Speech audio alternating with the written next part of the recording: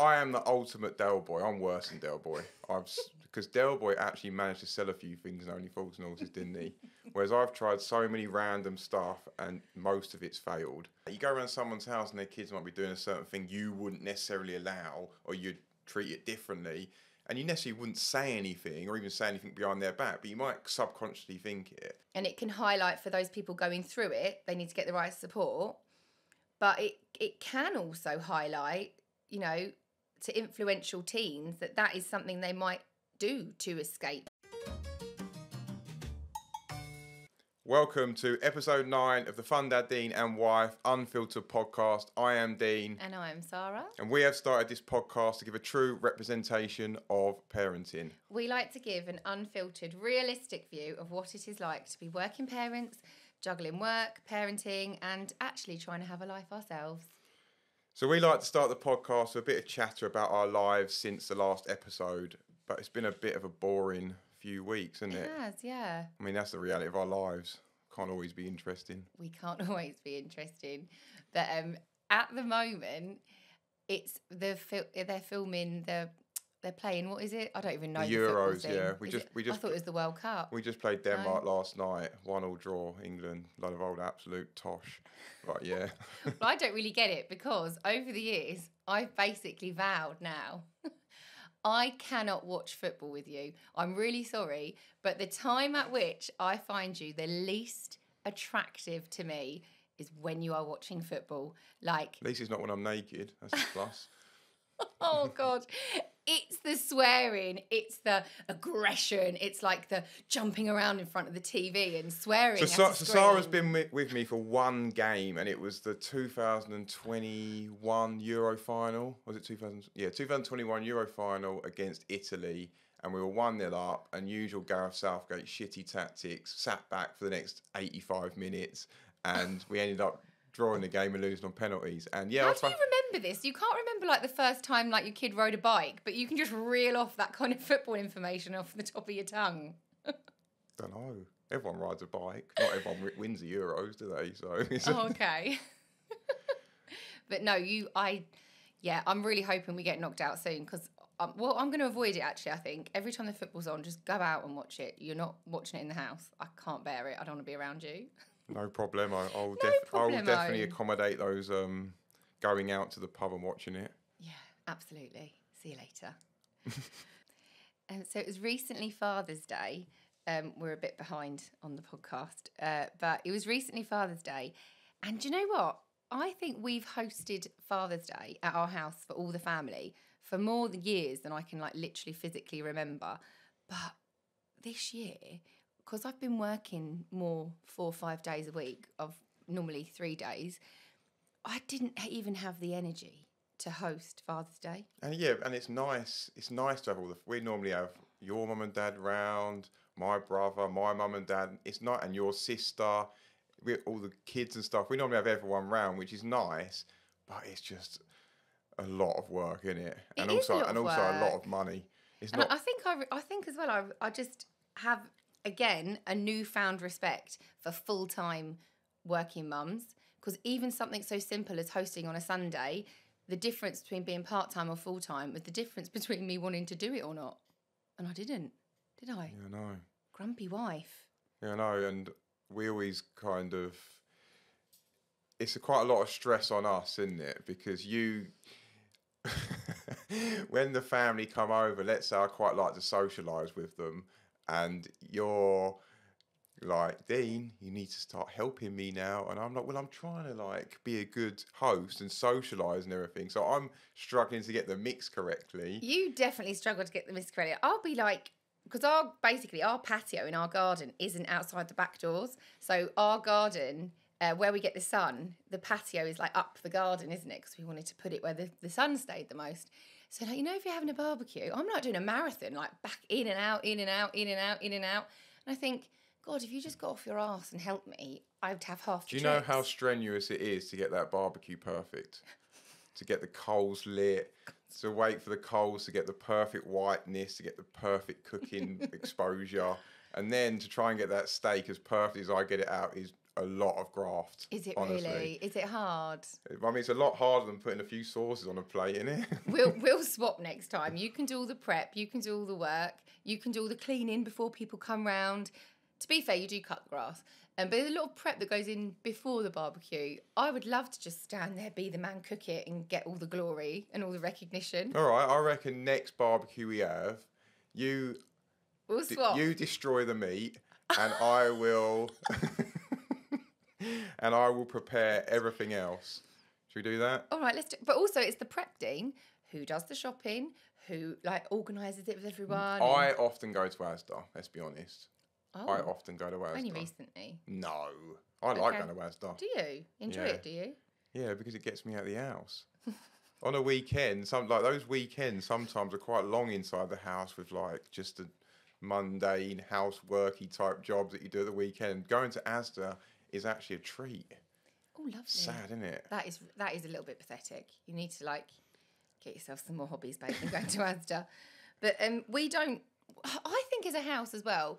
I'm just thinking back to waking up on that morning on Father's Day, and I don't think as a family that we particularly take it that far. I've got friends of mine, and I see people on social media who do the whole really thoughtful balloons, or they decorate the house, or maybe they have a cake or a big cookie with Happy Father's Day written on it. But it's not for the father, is it? Do you think a lot of people do that though, or the minority do that? I think that's the minority, and I think that's not for the father. I think that's for social media. I think social media coming out has exploded that kind of behaviour. At the end of the day, the dad's back in the day to get a pair of socks, nice cuddle, nice cup of tea, Bob's your uncle, and that's basically all I want. That's all I want in the morning. Nice cuddle, coffee or tea made for me, maybe a breakfast. That's it, and a card. That's So if I had have done the whole balloons and decorations and gone more the best thing about those balloons would have been popping them. Honestly, the best thing about it would have been popping them and scaring the kids with them. But I didn't have much luck with the present either, so I did actually buy you.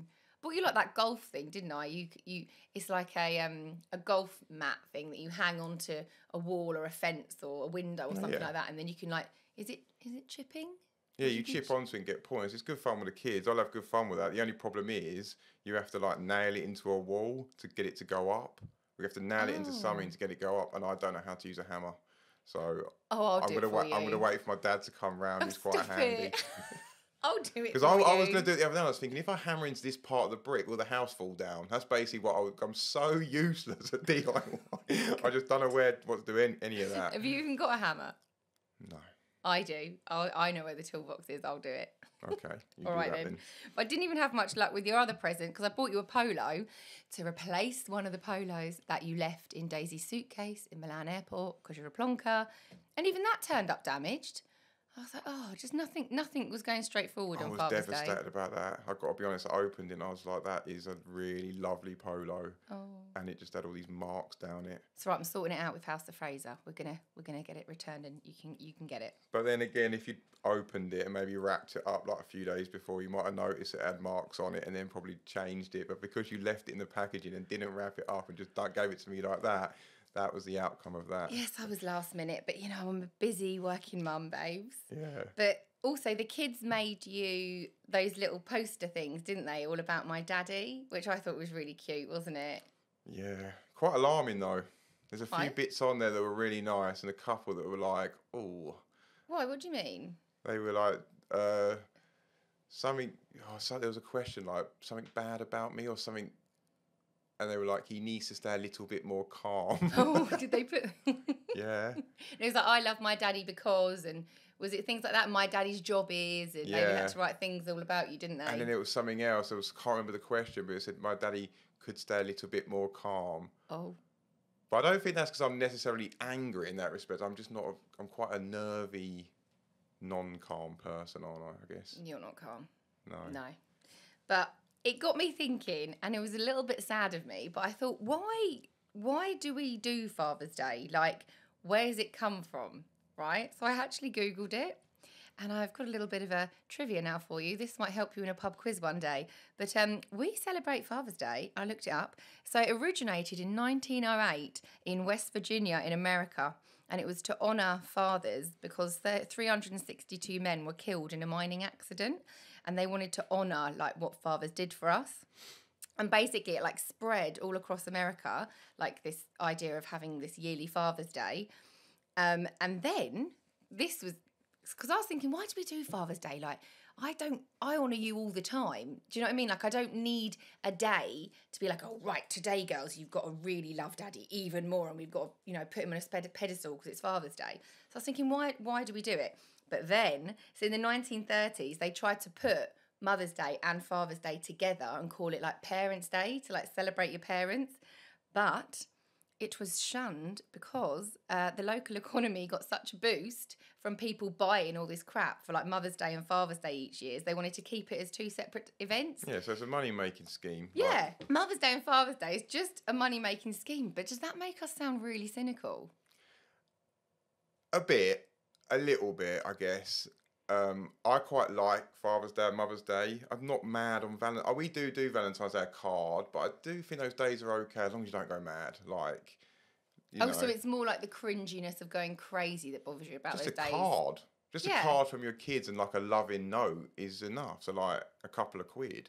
It's the amount people got to spend and do spend is probably the cringy part. Like Valentine's Day, but Valentine's Day when you're kind of a new couple, I guess, or going out new, you kind of go really mad. You might go to hotels and all that kind of stuff. But when you've been married so long, Dean. But also the thing with Mother's Day and Father's Day, though, I think as well, like we're so lucky, aren't we, in the sense that, you know, we've still got our parents and you know we're still together. But imagine how hard those days are for somebody who's lost a parent, has an absent parent, or is estranged from their parent, or maybe they've just got shit parents and you're like, I don't want to celebrate you today. Yeah, I know. Yeah. So, I don't know. It's hard for people on those days, yeah, definitely. But I do still think there's a point in it. I quite enjoy waking up and getting a bit of attention from my kids because that's waning, isn't it? Oh, I just think, I don't know, do we really need a Mother's Day and a Father's Day to appreciate our family? Like forced into a day for the sake of it, like the pressure to like buy the gifts and buy the card and make it really special. Like, is it worth it? Can't we just celebrate mothers and fathers or members of the family when we feel like it? I mean, in a perfect ideal, we would. Like every single day would be like, not every single day, but at least once a week we'd be doing that. But in reality, maybe not enough of that is done. So maybe we do need certain days to show our appreciation. Yeah, like I don't need a random day in June to celebrate you. If I want to celebrate you, then I will. Okay, when are you next going to celebrate me then? Well, no, but it happens naturally, Dean. That's what I'm saying. I don't want it like pressured into a date in the calendar. Like, what if you've pissed me off the day before and then the next day I've got to be like, oh, hi, Dean. Like, I don't know. I think we have had times like that. You annoyed me. I remember once on Father's Day, you really annoyed me a few years ago when we hosted all the family and like everyone was round and I hadn't left the house. And I remember I looked at my watch and I was like, I've done 22,000 steps today in the house. And I took a picture and I sent it to my friend who lives around the corner. And I was like, I have worked so hard today on Father's Day that but you know what people remember about that Father's Day? The perfectly cooked meat. That's all they remember. They don't care about the 22,000 steps. They remember me standing at that barbecue cooking impeccable steak. And that means the world to people, you know? I don't even like steak. Anyway. But it got me thinking, because Daisy put on one of your, I think it was in your card, she put something like, thank you for working so hard for us, which I thought was really sweet because I didn't prompt her to write anything like that. But it did get me thinking, like, oh, Dean does work really hard for us. And, you know, God loves a trier and you are a trier. And it got me thinking, we've never discussed your entrepreneurial Del Boy skills on here over the years. And I just think it would be so interesting for everyone to hear about some of your efforts over the years because I am the ultimate Del Boy. I'm worse than Del Boy. Because Del Boy actually managed to sell a few things and only faults and horses, didn't he? Whereas I've tried so many random stuff and most of it's failed. Like the first thing was when I was 19, I bought some cheese boards.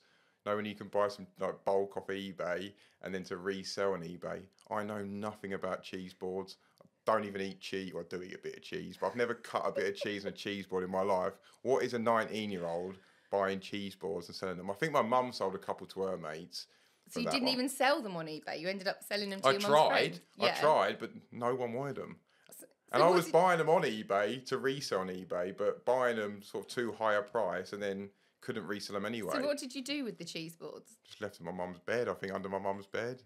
Are they there now? That's my stock room there, because a few more things ended up there as well. So the next thing was I'd sold some golf tops on eBay. Did that when I was about 20, probably 21. Again. Did you not learn from the first mistake? Oh, I know why you moved on it, because you didn't know anything about cheese, but you did know something about golf. Yeah, because I play golf, so I knew something about there were Greg Norman golf tops. Who's Greg Norman? He's like a famous older golfer. Oh, okay. Yeah, he's all right, sorry. Carry on. now. But yeah, we sold a few of them, but didn't make any money. It was just another complete flop, to be honest. But I've always had it in me to try. I always love selling things, but I can't do it. Like, I'm just like, it's like, I don't know what it is. It's just like incredible. And then, so I gave up like those sort of. So again, did you have stock again? Were they under your mum's bed, the golf tops? Yeah, I had some. I've done golf balls as well. Tried some golf balls, and that was some stock that was left over. My mum and dad used to take the piss out of me, something rotten.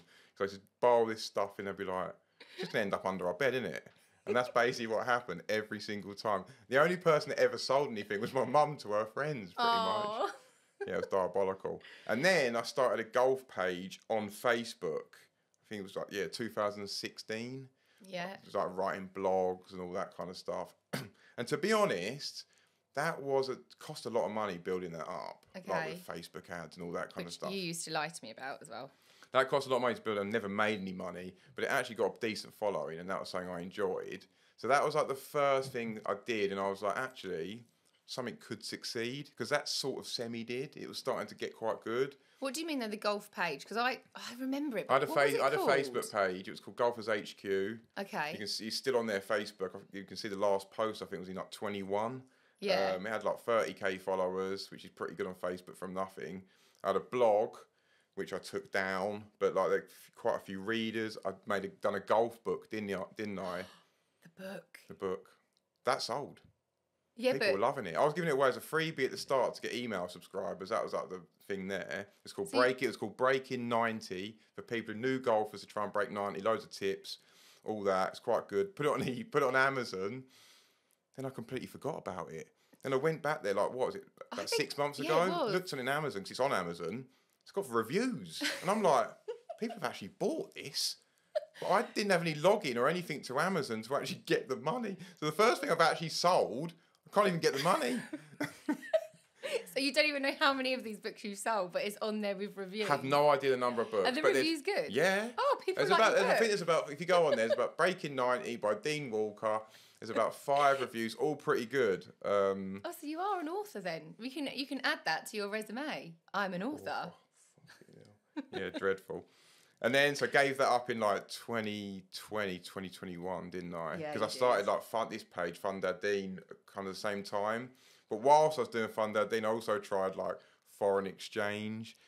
So Forex, started that, lost a load of money doing that. And then remember I did yoga mats. Oh, the yoga mats. I mean, I remember you were like getting a logo designed and like you were doing all this stuff. Basically, what happened is I got this What do you know about yoga mats? I bought this software that's supposed to find like gaps in the market, and I used the software wrong. So I was finding things that were flooded. And then I got yoga mats. I was like, yoga mats, God, it's like a gap in the market with these. Got all this stuff in. And I realised I was using it wrong. And it was like, got the most saturated market on Amazon there is yoga mats. You royally mucked up there, didn't you, as well? Yeah, and even opened a company called One Body Limited. I had to shut that down. That cost me about 200 quid to shut down. So not only did you sell any yoga mats? Didn't get stock in the end. Just realised it was the worst idea. You did, because I've got some under the stairs. And I got about 10 samples. Oh, you didn't even sell them? That was awful. Oh, remember then I've done the back posture suits. So I was going to sell them on Amazon. Remember them? Yeah, they were quite good though. I'm even thinking about that now. Actually, I need to sit up. This is like when you go back at these things. This is ridiculous. Then I done homes. I did a company called Homes Inspired, which was basically we done one renovation of a house, and I was in there. Forgot about Homes Inspired. Oh, yeah. I even painted in there. So we flipped a house, bought this house, flipped it. We made about, I don't know, $1,000 each. I was over 18 months it took to go start to finish. I was in there at lunchtime painting. I went back to work with paint all down me. I would have earned more money doing anything else in the world for 18 months. Anything else in the world. It was just a complete disaster. But you are a trier.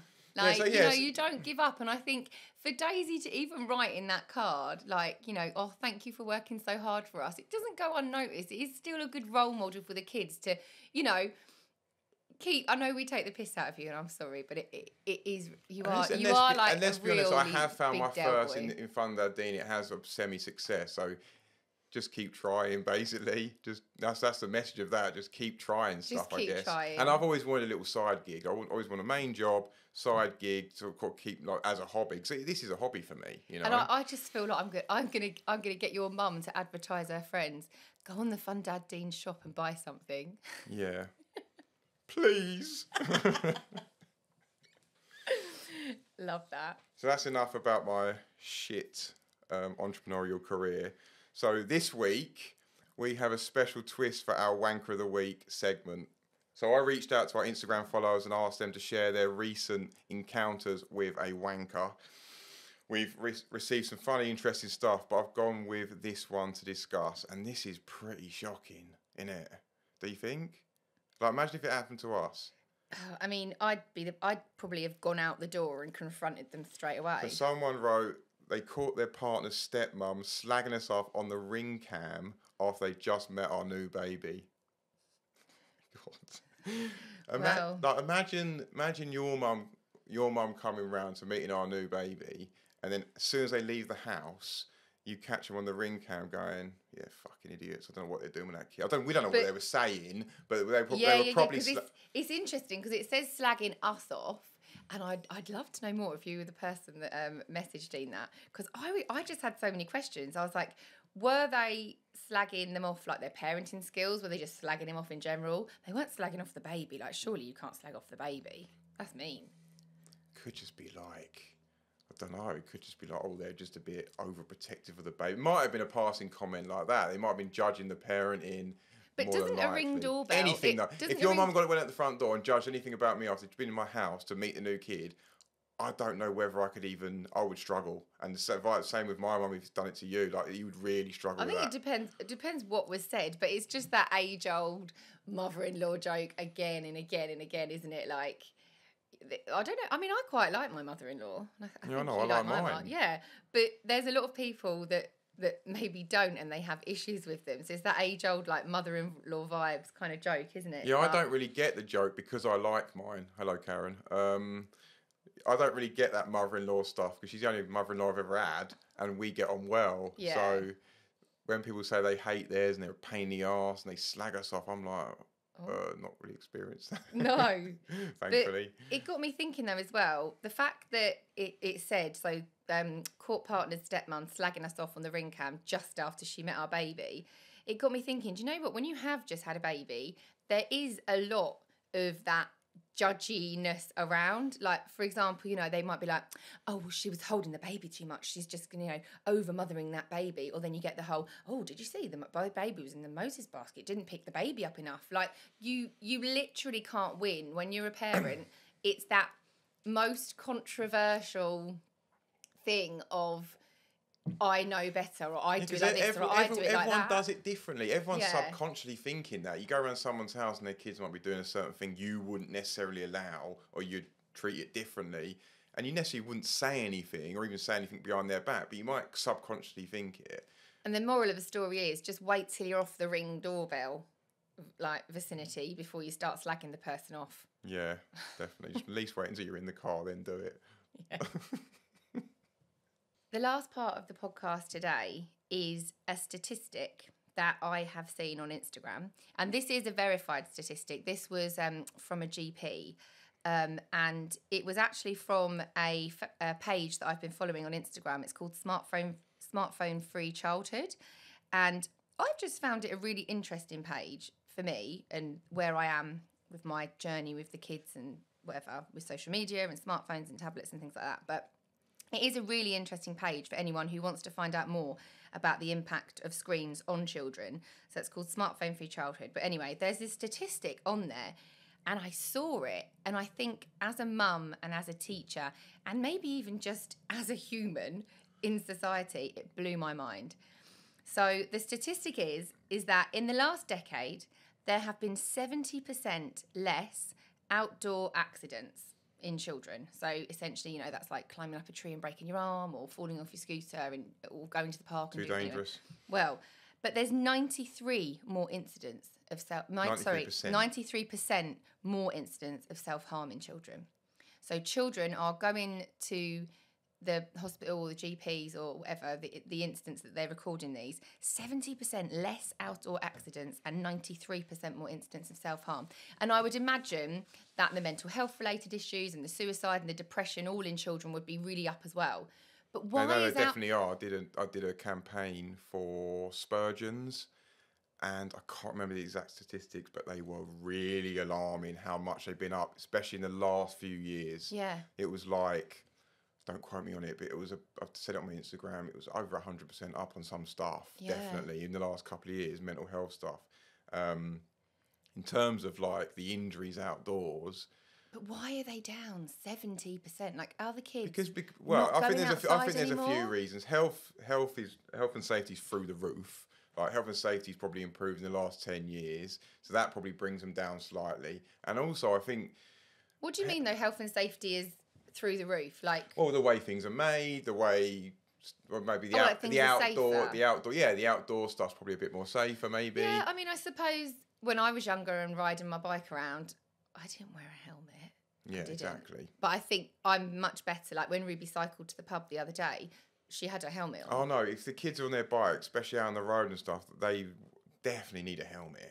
Definitely need a helmet. Yeah, like I still don't think though that is the true root of this. Yes, I think people are safer, but I think there are lots of potentially other reasons why children are not hurting themselves outside or not going outside. Look at my post on Instagram the other day about our trampoline. Bought our kids a new trampoline, and lots of people behind it. There's a few comments like, they're dangerous, you know, too dangerous for kids. People break their arms and that. So there's that attitude as well, that certain things are more dangerous than they were thought of 10 years ago. So but parents aren't allowing their kids to do that certain stuff, maybe. Yeah, but also, do you not think as well that children are just spending a lot more time indoors? Yeah. And again, my bugbearer is our iPads, technology, telly, Netflix, Disney, gaming, Nintendo Switches. Like, is that to blame as well? Are children just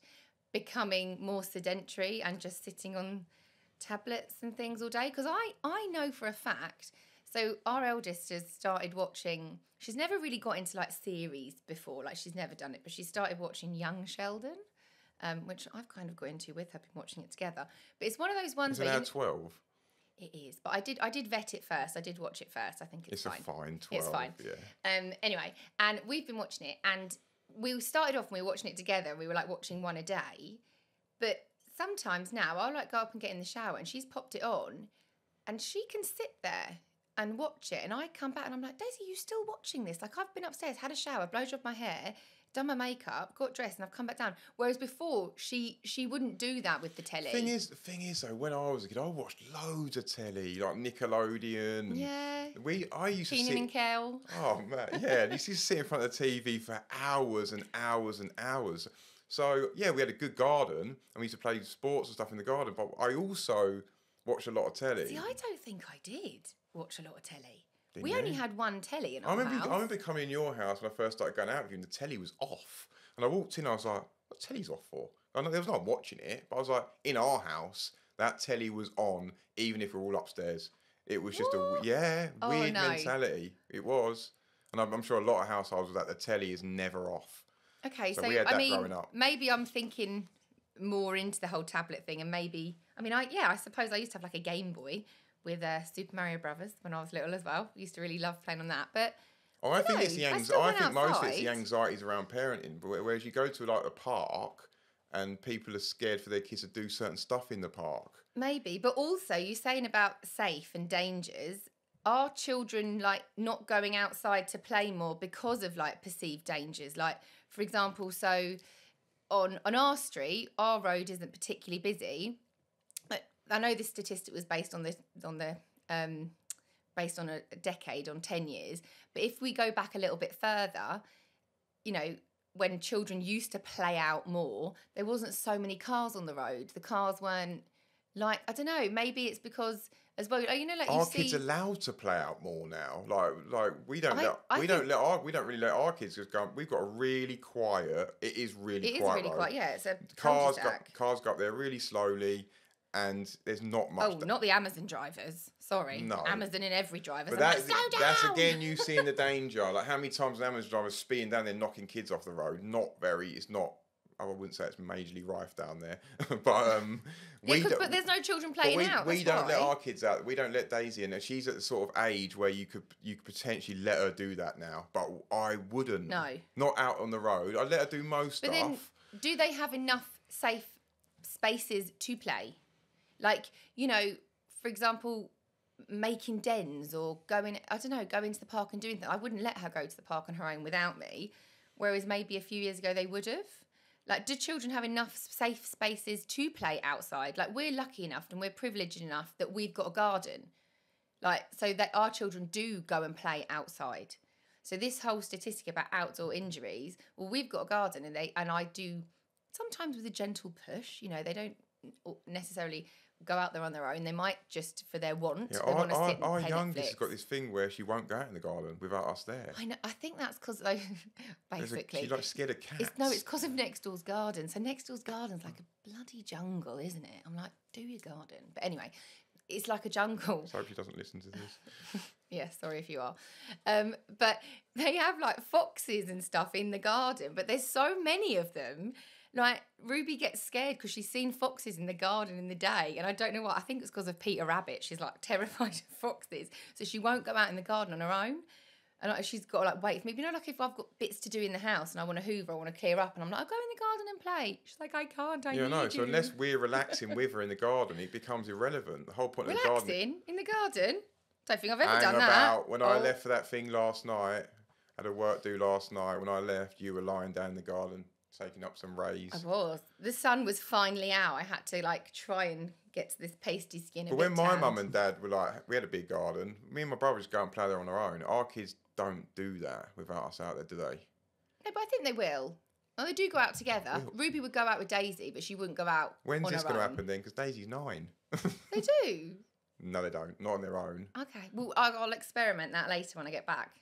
They won't for a prolonged period of time. If we're both out there, they will stay there for much longer. If we're both indoors, they won't. They'll stay there for like 5 minutes, bounce around on the trampoline for a bit and come back in. Oh, no, they've been on the trampoline with me for a long time. Yeah, because maybe they just love you more. Yeah, they just want to be around Daddy more, because I definitely get jobs done in the house and they're out there together. Okay. Yeah. Maybe they just want Daddy around. Yeah, maybe.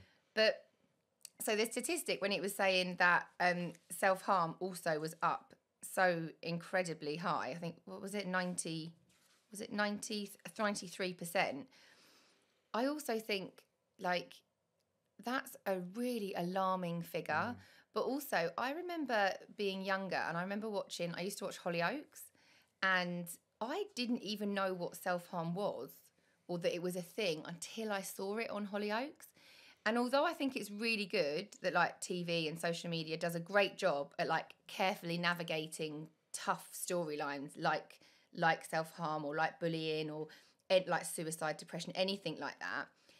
And it can highlight for those people going through it, they need to get the right support. But it can also highlight, you know, to influential teens that is something they might do to escape or that they might do. Do you know what I mean? Like I just remember watching it on Hollyoaks and I remember being really quite alarmed and shocked, thinking, oh, do people do that? Is that a way to, you know, cope with your feelings if that's, you know, what you need to do? I just think it's hard to know what's causing that I haven't got any kind of experience of why that's happening, but I think social media, especially for young 10, 11, 12, 13-year-old girls, is a pretty... They shouldn't be seeing it. It's a pretty scary place. And I would say I don't want Daisy to have any access to Instagram, Facebook, It's TikTok, no. any of that stuff. I would probably, I know it's going to be hard, but I would hope 16, that sort of those apps. And that, again, on that page, smartphone free childhood, that's what they're kind of like advocating for. And they're saying that these social media companies, they can't be doing this, you know, they're targeting things at 13-year-old influential children when their brains aren't developed properly. Their brains are not ready. I mean, look, I get loads of abuse on social media. It's sometimes hard for me to take. I'm a 38-year-old man. Imagine my 12-year-old girl goes on there, and then someone calls her ugly. She's not, obviously, but there's horrible people out there, calls her ugly. What does that do to their mental? What does that do to them? That can spiral. And it's quite scary. And I feel like, we need to keep it under wraps. We need to be really policing it. And I'm going to say, look, I'm going to borrow a phone and say, look, this is my phone. This is my phone. I'm lending it to you. So anytime I want to come and get it and look at it, I will be doing that. That's how I think we should approach that. I mean, we're running out of time today, but I think in a future upcoming podcast is definitely something I would really love to discuss on here. And if anyone has got any parents out there or any teachers or whoever have got experience of not giving their child a phone and the impact it's had, or maybe they've come together as like a group of parents when they've maybe started year 7, and because I know some parents are doing that out there now, and they're giving them, do you remember the Nokias where you can like play Snake on and things like that? They're kind of, Nokia are redeveloping a phone. That's a cool idea. Basically, and it's a phone, you can still text, you can still call, you can do like bits and bobs on it, but you can't get on social media. And I'm like, I'm quite interested in that idea. So we're almost like reversing it, aren't we? Going back. Going backwards, I think society, we had it right I think then. society needs a lot of that in many different areas. Our little Nokia bricks and our little flip phones. Yeah, I know. I used to love answering my flip phone, like, hello. That dopamine rush when you got like a message, especially when it was like a bird or a girl. He's like, oh yeah. I was like, not a better feeling. Is that what you used to do then when I used to text you? Oh yeah. I can't remember. You're not even saying no. Probably. What, you'd literally be like, yeah, she's text me. Yeah. Sometimes when you went out till like 3 a.m. without me, I'd be like watching my phone all night. I couldn't sleep, just waiting for the text. Oh. On that note, anyway, really, really interested to hear any stories about that. It's something I'm researching quite a lot on. I actually did an NSPCC course recently with work about it as well, about this impact on children of basically of social media and gaming and things like that. So I'd love to hear some stories, and then maybe we could do a bit more research and have a segment on the pod about it. I think that'd be quite interesting. So also, if you have a story to say, actually, no, you've managed to navigate social media in a way with your teen or preteen that is working for you. You know, I'll hear both arguments. We'd love to hear feedback like that. Anything that's working like that, because obviously our girl's 9. She's approaching that time when we have to make a decision on this stuff, aren't we? Oh no, but they shouldn't have it till 13. So I can still go with that. No. I'm not saying social media no, but that won't be. That's 4 years. Is like that. That'll approach quick. And obviously, when she's going to secondary school, she'll be 11. We've got to make a decision whether she has a phone then as well, because she's probably going to get the bus going out a bit more on her own to school and stuff. Oh God, I don't even want to think about that yet. I know. My little baby. Once again, we just want to thank everyone for listening to the podcast and for your feedback. We have had such lovely reviews, and we appreciate people taking the time to do something like that so much. So thank you again, and I hope you have a lovely few weeks. Yeah, if you're listening, especially on Apple, because you can leave reviews on Apple, please leave a review on there. It really helps the podcast get slightly further up in the standings, and then more people can listen. So that's all good. So yeah, thank you for listening. Have a great week.